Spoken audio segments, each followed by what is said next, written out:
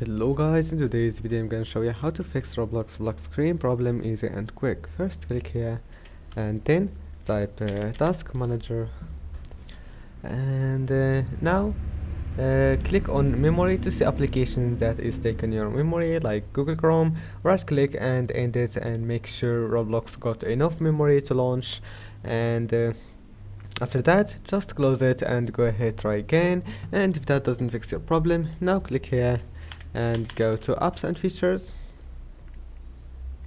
Before that you have to make sure to restart your computer and to turn off your Wi-Fi and turn it on, and if you are using an internet cable just go to control panel and you can disable it there and then enable it again.